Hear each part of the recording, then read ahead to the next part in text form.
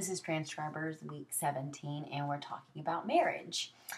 Sorry if I look off. I'm going to be referencing our questions for this week. I guess the first question is, in general, do we think that marriage is an important political debate for trans people? And more elaborately, does that mean that trans people should be involved in the fight for gay marriage? And I thought Todd put it really well when I was talking to him about it. And he said, I think everybody should be involved in the fight for gay marriage. Of course, that's not the case. That's why there's a fight. But I agree with him. And I think, yes, if we're going to talk specifically, I think trans people should be involved in the fight for gay marriage, just as a brotherhood, sisterhood, community kind of thing. We are all people who don't fit that norm for the moral right wing or whatever it is, for anyone who doesn't agree with our lives for whatever reason. And, I think we should stick together and we should fight for each other. And personally, I think what's decent as a human being is to fight for other human beings, for all their rights, and that one person's rights should not be different from another. And, well, and I guess it kind of talks about it later, but, they're all talking about how gay marriages would basically make marriage look bad, but doesn't a 50% divorce rate make marriage look bad? Isn't it already obvious that people aren't taking the sanctity of marriage seriously? So yes, I do think trans people should be involved in the fight for it because, like Todd said so eloquently, in my opinion, everybody should be. And the next question is, how are trans people included or not included in the current marriage debate?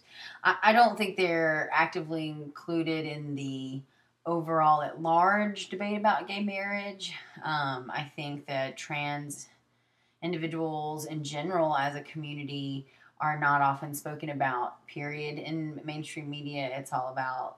a lot of it is focused on gay and lesbian. The T kind of falls to the wayside a lot in people's minds. But again, I think they're included just by nature. And that's a lot of it too has to do with the fact that if you have not been able to get your sex or gender changed on official documents, licenses, birth certificates, things like that, then you are affected because you're potentially in a gay marriage, even if you were in a straight relationship. Or there are, of course, gay trans people. There's a trans man who may be in love with another man, and then, of course, they are involved in this gay marriage debate. So they are included in that scenario. But as far as trans individuals who find themselves aligned as straight, I think they're just not as much given the attention as other members of the LGBT community. How do I feel about marriage in general? How important or unimportant is it to me? I think Todd and I kind of had a similar response in that I guess for a long time it wasn't important to me. I was perfectly content that if I found someone love, I could live like Kurt Russell and Goldie Hawn and Tim Robbins and Susan Sarandon, and that was fine. It wasn't a need for that piece of paper. It was more the commitment, the love, and the being together and that mutual respect and those kinds of things.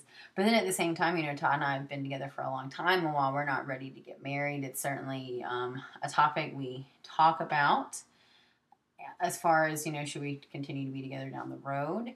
And it's one of those things where, while I'm perfectly okay with us not being married and him being my partner, first of all, I think we should be allowed it if we choose it. Second of all, I would love all the tax benefits and whatever else benefits, him being able to come see me in the hospital, those types of little things. And then at the same time, if we were not get married, it kind of makes me go, why don't you want to marry me, honey? So I guess it is a little important in that aspect. And as I grow older and as our relationship gets closer and more serious, then marriage is something I think we both considered and taken a second look at more seriously. Whereas before in our lives, we were like, marriage, whatever. What's the big deal? Nobody takes it seriously anyway. But even all those years of saying that, I had always said, however, should I choose to get married, I will take it seriously. How do I feel about legal marriage versus a civil union? While I think civil union is a good stepping stone along the way to being fully able to marry and receive all the benefits, which I know civil union supposedly does, I just don't think anybody has any right to separate it. I think it's kind of a slap in the face. Personally, again, grateful for it, grateful that, people can have that, and it's a means to an end.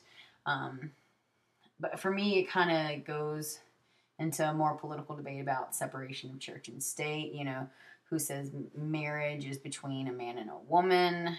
I know some people would say God. But personally, I think God's a lot more open-minded than some people give him credit for or realize or say in the name of. So I don't know. I just don't think it's right to... I just think it's really demeaning to separate the language of marriage is between a man and woman, because in my opinion, think about people who work in a restaurant. They're going to talk about marrying the ketchup bottles as their side work.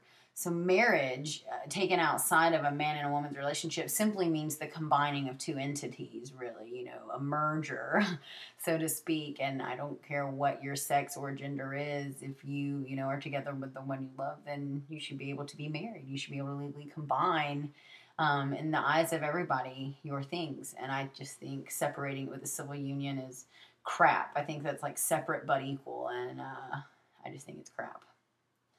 The laws in my state, well, I'm in Alabama, so gay marriage is certainly not allowed. Civil unions are not allowed. I don't think it'll be for a very long time.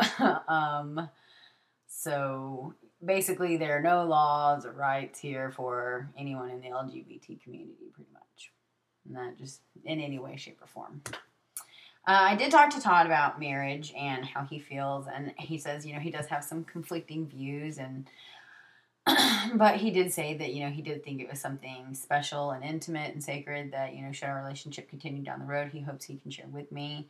His problem with marriage is kind of like I mentioned earlier, that people don't take it seriously, that people see it as, a next step, especially like the male community at large in the straight world. It's like a lot of times it's something to appease their woman, or I've been dating this girl for 7 years, so that's what's next because I need someone to birth my babies and cook my food and do my laundry.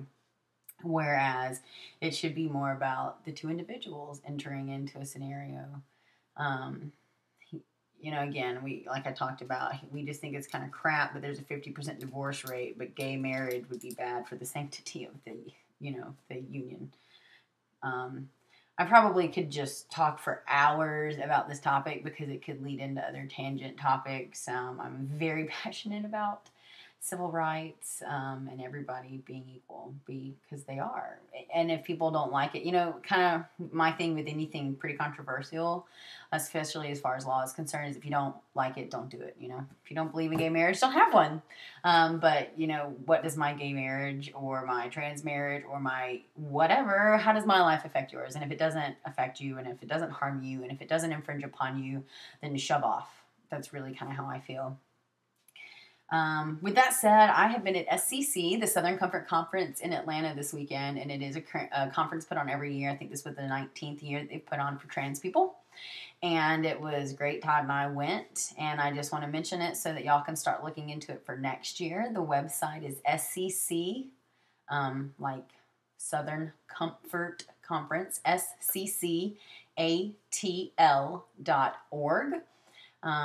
If you live in the Southeast, or if you live anywhere and have the means to come to the conference, I encourage you to do it. It is really expensive. It is about $600. However, if you've never been before, you can apply for a scholarship, or if you, I think, maybe have other extenuating circumstances, you can apply for a scholarship through the website. And that was how Todd and I were able to go this year, when we were extremely grateful. It was his first time. We learned about it from Jace, who had been before, and it's just really nice to be with like-minded individuals and people who understand. And there's a lot of seminars about things that you may need to know, as well as just activities and bonding time, and it's a really special thing. And I know there are other things like it across the country, and if everybody had the opportunity, I'm sure we could all go to all of them. But again, this is in Atlanta, and so if you live in the Southeast, which I usually find maybe a more oppressive place in general, it's really nice to have that. So I'm running out of time and I'm going to quit talking. But I hope you guys have a great week and we'll talk again soon. Bye.